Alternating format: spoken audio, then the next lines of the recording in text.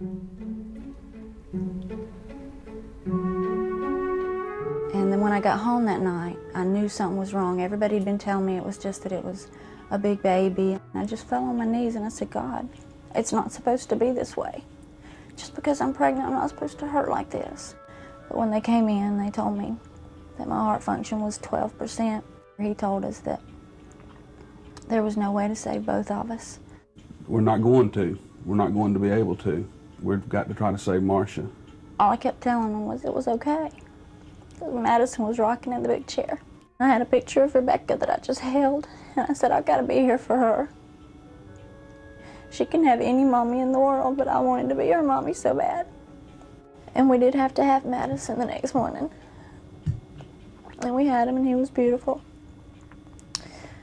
And he was about 1 pound, and his heart beat for 2 hours and 50 minutes.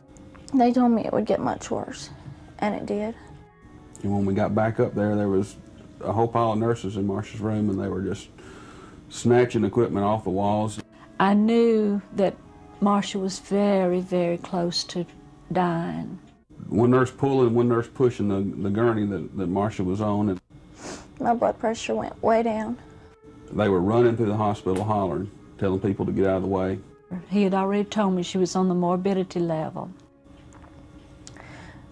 And they told my mother-in-law that I was on the morbidity level. I'd called Raymond and I said, what does morbidity level mean? He says, honey, you know what it means. And all I can remember is laying there and feeling like I was falling into a deep hole, holding on to Alan's arm. I was sitting on the edge of the bed, and all of a sudden Marsha just sat up, grabbed a hold of my arm, and she said, don't let me die. But after 4 days, I told him that he had 3 more days to get me well.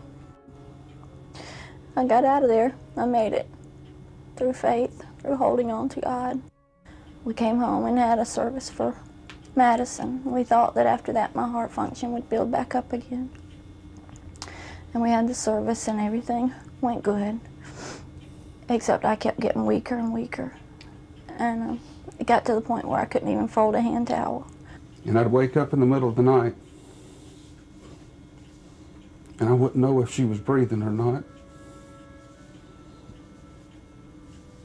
And I'd have to hold on to her and see if I could feel her breathing. The doctor came in and said, I've got you on top of the list. And Marsha said no. I do not want someone else to have to die for me to live. I just had to walk out of the room and go talk with God. She is at the very edge of her life. And I told her, I said, you know, we put this in God's hands. Now we've got to let God do what He wants to do. He says, Mom, I'm calling to tell you that Marsha is going for the heart transplant. And to me, it's a gift from God. It's not just a heartbeat inside of me, it's a gift from God. And I'm thankful for every minute, for every day. And I am here, and as Rebecca would say, Jesus brought her mommy home to her, and Jesus made her mommy well.